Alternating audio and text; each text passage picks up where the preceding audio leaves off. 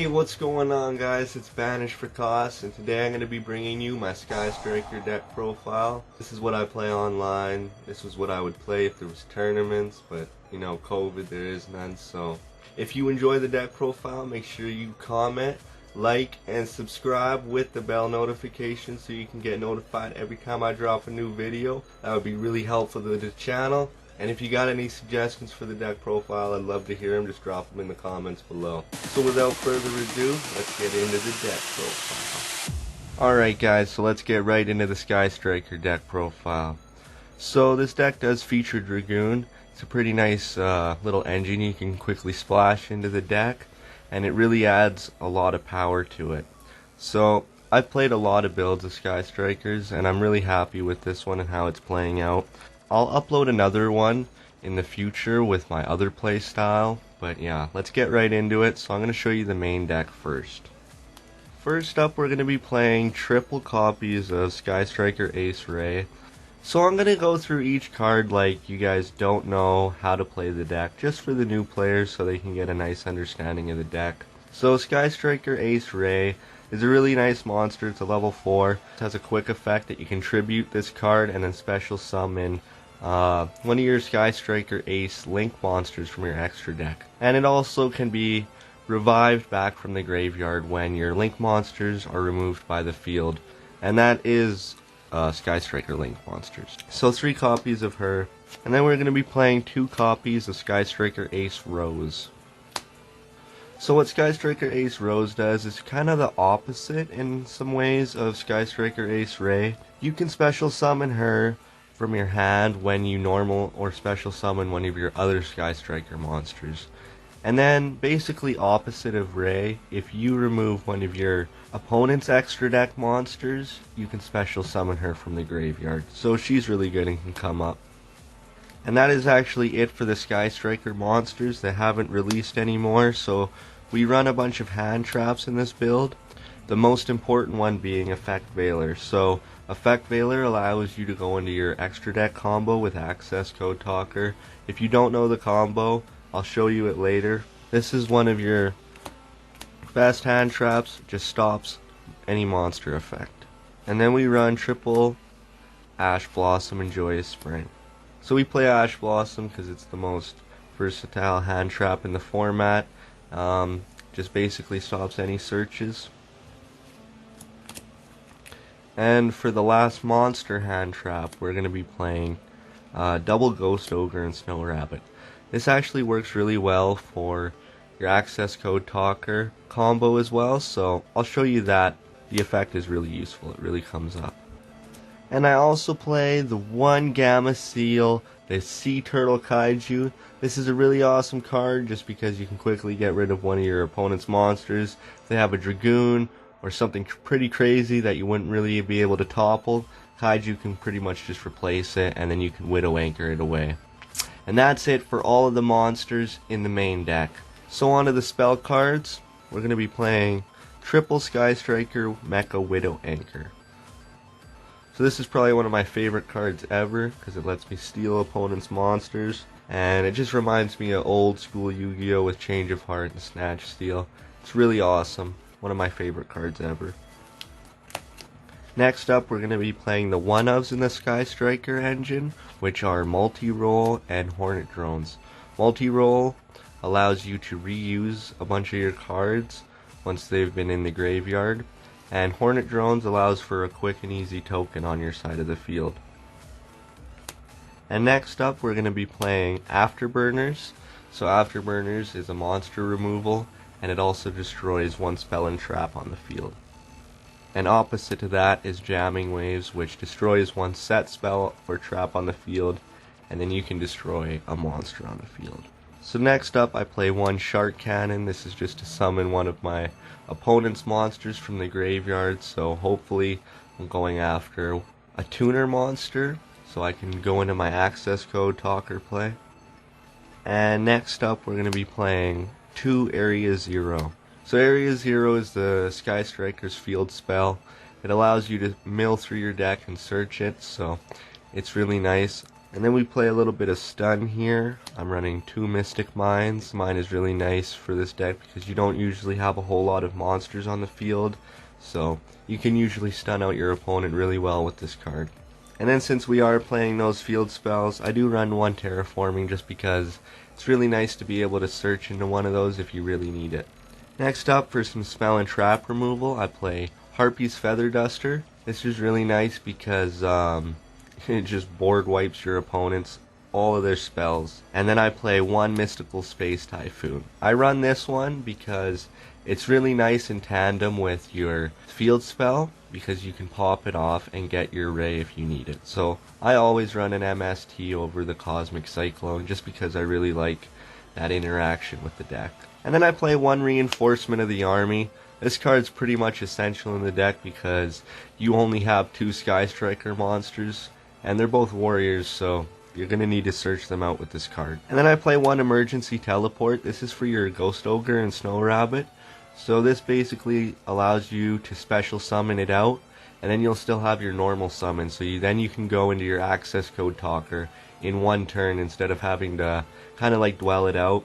And it allows you to close games really easily. So I definitely like having Emergency Teleport in the deck. And for the last spell of the main deck engine is Upstart Goblin. It just is a deck thinner, and it also allows you to put another spell in your grave since most of the Sky Striker spells actually require the secondary effect to have 3 or more spells in grave, so yeah. And then on to some traps. I run triple Infinite Impermanence. So this is a really good card. Basically it can negate columns and monster effects, so it really comes up in a lot of situations, and I'm glad I have it. So I definitely recommend running this at 3 copies in the deck, and that would be the last hand trap. Alright, and next up I'm going to be playing the Dragoon Engine, so I am playing 1 Dark Magician and 1 Red Eyes Black Dragon. So these are essential for the combo. And yeah, it's always nice seeing these in a deck. It's like really nostalgic, super awesome to have them. And the last cards are Red Eyes Fusion. So this card allows the Dragoon combo to actually be possible in pretty much any deck, and it being at 3 copies is super awesome. So you can quickly summon out a Dragoon. And that is it for the main deck, so let's get on to the extra deck. So we're running a bunch of the Sky Striker monsters. We got triple Sky Striker Ace Kagari. She allows you to replenish one of your spells from your graveyard, so this is super awesome. It really reminds me of like old school Yu-Gi-Oh, like Magician of Faith, being able to recycle your really OP spells from the grave. So we want to run 3 copies of her. And then we're going to be playing triple Sky Striker Ace Hayate. We play triple copies of Hayate because she can attack your opponent directly, and then she can drop one of your spells right into your graveyard so you can get it back with Kagari. And then for this build, I'm actually only running 2 Shizuku. I actually find she's the one you don't really need as much, because if you have Hayate and Kagari, you can basically get whatever cards you need, and then this allows you to have a little bit more extra deck space. But it's your choice. You can cut down either 1 Hayate or 1 Shizuku to make space for what we have in the extra deck. So next up I play 1 Sky Striker Ace Kana. This is actually a really important card because it's the only other Link 1 that has the other downwards arrow pointing. So the combos can actually really come up with this card. So I always want to run this card at 1 copy. So the last Sky Striker monster we're playing is Sky Striker Ace Zeke. Zeke is really cool because it basically allows you to get rid of one of their monsters you take with the Widow Anchor, and then you can get rid of another monster by banishing it. So it's a super awesome Sky Striker monster, and then you can just go back into any of your other links with it, so it's really useful in the deck. Then I play Crystron Halki Fibrax. This is in tandem with Celine and Access Code Talker. So this is the combo you mainly want to get out. You can really get some damage in and clear your opponent's board because you have a lot of different type of Link monsters. Especially if it's like further in the game and you get Access Code Talker out. I've had many games where I've had Dragoon and Access Code Talker out in the same game. And this deck is really explosive. That's why I like having Emergency Teleport in there, because I can quickly normal summon a Ray or a Rose, activate Emergency Teleport, go into Crystron Halki Fibrax, and go through the rest of the combo into Access Code Talkers. So these are really important to run in the deck. And then the last two cards are Predaplant Verte Anaconda and Red Eyes Dark Dragoon. So these are the two cards that you can make Dragoon with, and Dragoon is just a powerhouse. I've had so many duels where literally the opponent can't do anything. They end up having to just quit the duel because Dragoon has such a big effect. And even if they do get over your Dragoon, you still have Access Code Talker and the rest of your Striker Engine and main deck. So if it does run out of resources, your Kagari just brings them back. So, and multi-roll brings them back. So it's really endless resources with this deck. So that's why you want to run Dragoon. And then I just have some a Field Center and a Striker Ace token. These are just cool. I made this little guy. And yeah, that's it for the main deck and the extra deck, and now we're going to go off into the side deck. So the side deck has some pretty cool cards that are really useful. I run one Ningirsu. This is basically if you can't get any monster off the field, if it has a really OP effect, you can just bring Ningirsu out and get rid of it really easily. And then I play one Nightmare Phoenix. This is like a staple in pretty much every deck. So this just allows you to get rid of a spell or trap really easily on the field.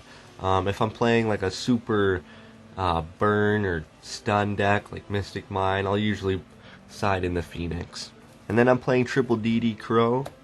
So DD Crow just allows you to banish a target from your opponent's graveyard. So if they have a crazy monster that they're going to get back, or they have some effects that are going off, you can quickly just get rid of it with DD Crow.